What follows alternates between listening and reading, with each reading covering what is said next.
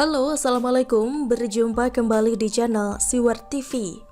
Menyedihkan, ICW mingkem lebih bayar Anies, mangap soal pidato Jokowi, ditulis oleh Anto Cahaya. Dulu saya sangat senang dengan kiprah Indonesia Corruption Watch atau ICW sebagai lembaga non-pemerintah yang mempunyai misi untuk mengawasi dan melaporkan kepada publik mengenai aksi korupsi yang terjadi di Indonesia. ICW aktif mengumpulkan data-data korupsi para pejabat tinggi negara, mengumumkannya pada publik dan juga perlu melakukan gugatan class action terhadap para pejabat yang korup. ICW adalah lembaga nirlaba yang terdiri dari sekumpulan orang yang memiliki komitmen untuk memberantas korupsi melalui usaha-usaha pemberdayaan rakyat untuk terlibat atau berpartisipasi aktif melakukan perlawanan terhadap praktik korupsi. ICW lahir di Jakarta pada tanggal 21 Juni 1998 di tengah-tengah gerakan reformasi yang menghendaki pemerintahan pasca Soeharto yang demokratis, bersih dan bebas korupsi. Dan yang menarik, meski sudah banyak para akademisi, lembaga masyarakat, pegiat sosial media kerap sindir ICW terkait kasus kelebihan bayar atau overpay yang terjadi di pemerintah Provinsi DKI Jakarta, tapi anehnya ICW tetap bungkam. Semula saya tidak percaya begitu saja, mengingat kiprah mereka yang terbilang aktif jika bicara soal korupsi. Dan di dalam organisasi ICW juga ditempati orang-orang yang selama ini sangat getol bersuara.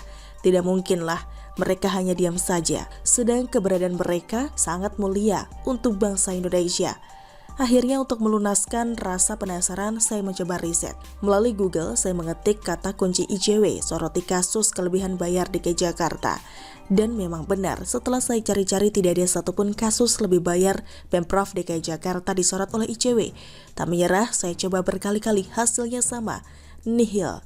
Wah, sungguh istimewa benar kasus lebih bayar Pemprov DKI Jakarta dengan gubernurnya Anies Baswedan ini.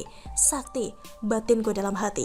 Padahal ICW selama ini dikenal cerewet sekali. Bahkan soal kerawanan korupsi pun mereka kadang mengingatkan. Tapi kasus overpay Anies Baswedan ini bukan lagi rawan, tapi sudah kejadian. Kelebihan bayarnya terjadi bukan sekali dua kali, tapi berkali-kali. Tentu menjadi pertanyaan masyarakat luas, ada apa antara ICW dengan Anies Baswedan? Mengapa mingkem soal kasus overpay Pemprov DKI Jakarta yang sudah sering diangkat media, tapi mangap soal pidato Jokowi di sidang umum MPR RI pada 16 Agustus 2021. Soal pidato Jokowi yang banyak pihak memuji tersebut, ICW mengambil celah dengan menyoroti pidato Jokowi. ICW mengambil celah dengan menyoroti pidato Jokowi yang tidak menyinggung soal pemberantasan korupsi. Tidak ada yang keliru dengan pandangan ICW karena itu memang bagian dari cara eksistensi mereka. Akan tetapi ini terasa sangat hambar. Mereka sangat jeli jika terkait dengan Jokowi, tapi tutup mata, tutup telinga jika yang menyangkut Anies. Asal yang terkait Jokowi disikapi sangat serius dan dicari-cari, bahkan orang-orang di lingkaran istana tak luput. Seperti halnya serangan kepada Jenderal Muldoko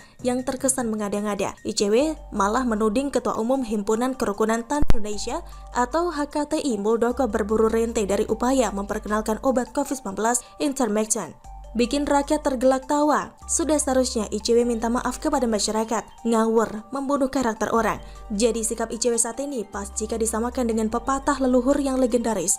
Gajah di pelupuk mata tidak tampak, semua di seberang lautan tampak. Berarti kebenaran seseorang yang jelas ada tidak dibicarakan, namun kesalahan yang sangat kecil dibesar-besarkan. Untuk mengingat para pembaca Siwar yang smart, berikut saya sertakan kasus kelebihan bayar di pemerintah Provinsi DKI Jakarta dengan gubernurnya Anies Baswedan plus bonus kasus lain yang seksi. Pertama, kelebihan bayar pembinaan alat pemadam kebakaran senilai 6,5 miliar rupiah. Dua, kelebihan bayar subsidi kepada PT Transjakarta senilai 415,922 miliar rupiah. Ketiga, kelebihan bayar proyek pembangunan PLTS atap on grid di Sekolah Negeri Jakarta senilai 1,12 miliar rupiah. Keempat, kelebihan bayar pengadaan rapid test dan masker yang ada kelebihan bayar 7 miliar rupiah. Kelima, kelebihan bayar 6,5 miliar rupiah pengadaan mobil kebakaran. Keenam, kelebihan bayar subsidi Public Service Obligation atau PSO ke PT Transjakarta tahun 2018 hingga 2019 yang mencapai 115 miliar rupiah. Keenam, temuan dari BPK, pemerintah Pemprov DKI Jakarta masih membayar gaji dan tunjangan kinerja daerah kepada pegawai mereka yang telah wafat atau pensiun pada tahun 2020. Total jumlah dana yang dibayarkan 862,7 juta rupiah. 8. BPK menemukan pemborosan anggaran pengadaan masker N95 yang dilakukan dilakukan pemerintah Provinsi DKI Jakarta tahun anggaran 2020 senilai 5,8 miliar rupiah. 9 kasus tanah muncul mengakibatkan kerugian keuangan negara setidak-tidaknya sebesar sejumlah 152,5 miliar rupiah. Dan ke-10, DP Formula E yang tidak jelas keberadaannya ditaksir 1,1 triliun lebih. Angka serta berita di atas sudah sering menghiasi media. Mari gunakan akal sehat. Jika kasus overpay Pemprov DKI Jakarta ini sebuah ketidaksengajaan, mengapa sampai terjadi berulang kali? Jadi jika menjadi gubernur saja tingkat keteledoran dan tata kelola buruk seperti di atas, lantas apakah pas dan pantas apabila yang bersangkutan berambisi dan mimpi jadi presiden RI? Kiranya hanya kelompok atau pribadi yang memiliki kepentingan, lalu tutup mata, tutup telinga, mati hati nurani. Demikian salam Anto Cahaya. Bagaimana menurut Anda? Silahkan tulis komen Anda di kolom komentar. Jangan lupa untuk like, subscribe, dan share.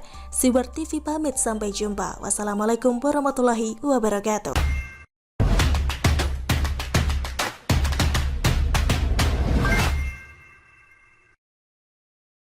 Mural Jokowi 400 for no vote itu sebenarnya buat Fadlizon dan rezim mangkrak, ditulis oleh Argo Javires. Baru-baru ini muncul mural bergambar wajah Presiden Jokowi yang di bagian mata Presiden ditutupi dengan tulisan 400 for no vote. Mural yang ditemukan di Tangerang tersebut sudah dihapus polisi dengan ditutup cat berwarna hitam. Masih di tempat yang sama, Tangerang juga ditemukan mural dengan tulisan Tuhan aku lapar.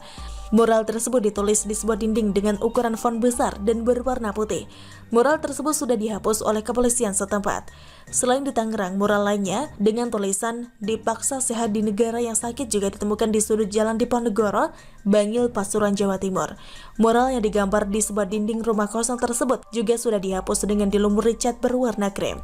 Seperti biasa dan yang sudah menjadi habitnya, mural Jokowi 400 for no vote itu ditanggapi oleh Fadlizon layaknya penderita Post Traumatic Stress Disorder atau PTSD pada umumnya gampang curiga. Fadlizon pun meminta agar tidak berlebihan menanggapi mural tersebut, padahal pemerintahan Presiden Jokowi bukan rezim mati kritik, justru rezim yang paling babak belur dalam sejarah dari hinaan, caci maki, dan fitnah. Menurut Fadlizon, mural tersebut adalah bentuk kebebasan berekspresi, sebab respons berlebihan justru hanya akan mereduksi hak rakyat untuk menyatakan sikap atau pendapat atau kemerdekaan dalam berekspresi. Fadlizon lalu menilai bahwa tidak ada pihak yang dirugikan atas mural tersebut, karena itu ekspresi budaya dan masih dalam koridor demokrasi. Jadi tidak usah baper, begitu kura-kura tanggapannya. Padahal sebenarnya mural 400 for no vote itu sesungguhnya ditujukan buat dia. Fadlizon ini pernah ketangkep basah melakukan tindak pidana kejahatan pajak. Fadlizon tidak pernah lapor SPT tahunan ke kantor pelayanan pajak Pratama. SPT tahunannya Fadlizon not found. Tindak pidana pajak yang dilakukan Fadlizon terungkap dalam persidangan di Pengadilan Tipikor Jakarta. Tindak pidana pajak yang dilakukan oleh Fadlizon ini adalah bentuk kejahatan penipuan terhadap negara, rakyat kecil yang hanya gaji 3,5 juta rupiah per bulan saja tiap tahun lapor SPT.